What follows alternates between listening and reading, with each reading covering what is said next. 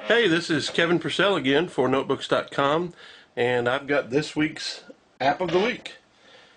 This one is a real simple app, and I want to show it to you. It won't take very long. It's right down here called Image Pro. And the purpose of Image Pro is it does simple searches for images on the internet. When you open it up, it's basically got a real plain interface. Up here you have the search bar, and down here is where you get places for you to organize the kind of search you want to do. For example, right here you can do a content search. You can look for any kind of content, news content, faces, photo, clip art, line drawings, and that's basically it. Any content is the broadest, of course, and then news, it tries to find things that have more to do with news. Faces are people, photos are often more photo sites, clip art, drawings and things like that. Line drawings are real simple, basic. Then the size here, you can tell it to find any size, or you can go from icons, tiny little ones, all the way up to iPad sized. The large finds the biggest kind. Sometimes those will even be 3000 by whatever resolution. And then this is the type of file. The JPEG is the standard one, or you can set it to any. You can find GIF files, PNGs, or bitmaps. Most of the time I just look for JPEG. And then here, any color. You can find black and white, any color, or full color, which is full full color. It doesn't limit the color at all. And then down here is your filtering. You want to be careful about this one. Strict filtering keeps all of the things that you wouldn't probably want to search when you've got small children around. Moderate filtering filters at some, but a few things might get through. The no filtering is absolutely no filtering whatsoever. It doesn't restrict your searching at all. So on that one, you're definitely going to find, almost every search, you're going to find some sort of pornography in that one. So I keep it here at strict filtering. Now when you go up here and you type it, notice I've done a few searches already, but let's search for pictures of the iPad. You hit return. Sadly, it doesn't do anything. I wish it did, but you have to stop and you hit the search button. Now it runs in portrait mode, but I've got it here in landscape mode because it's easier to demonstrate. And it came back with a few pictures of iPads. Notice it's not perfect because some of these aren't really related to iPads. Probably just on the page where that photo was, it had the term iPad, and so that's how it came back with that.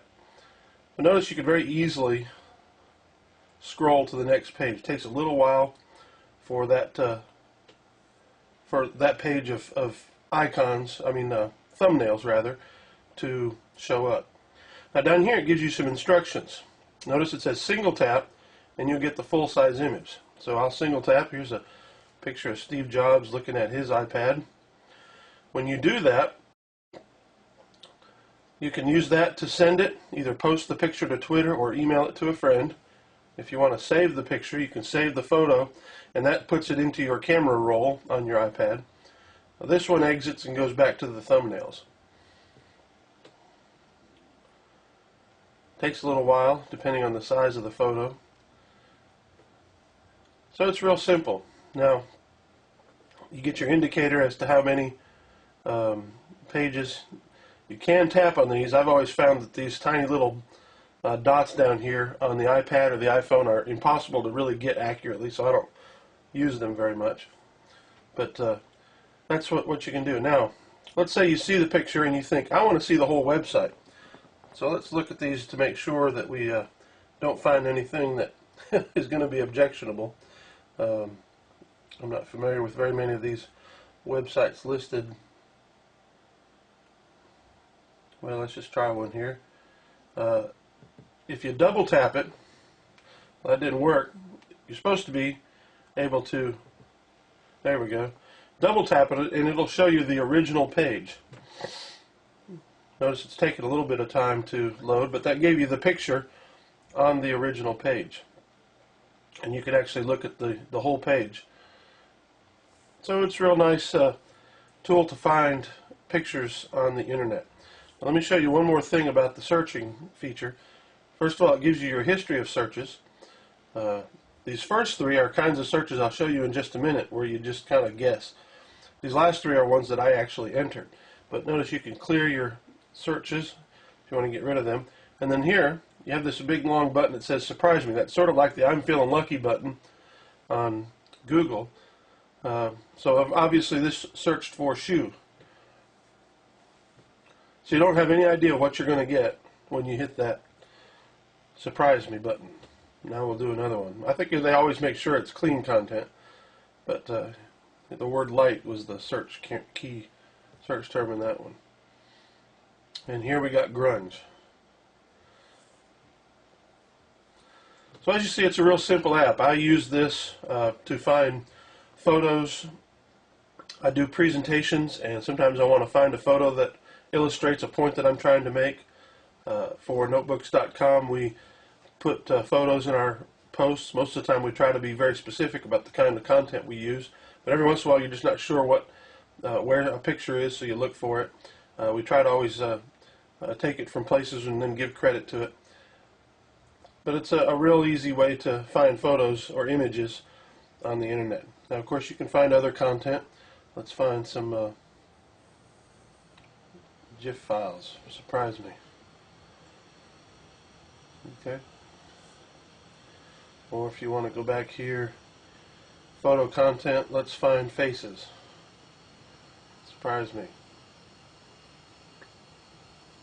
There's some faces.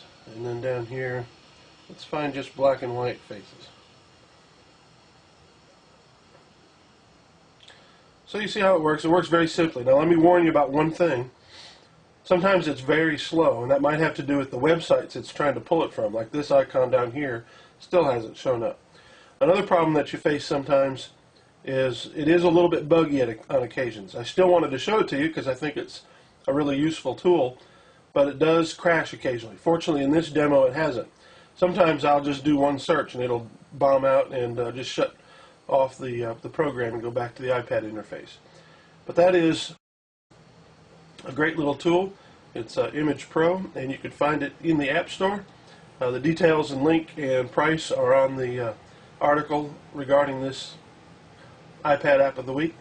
But this has been Kevin Purcell for notebooks.com, and come back next week for another iPad app of the week. Thanks for watching.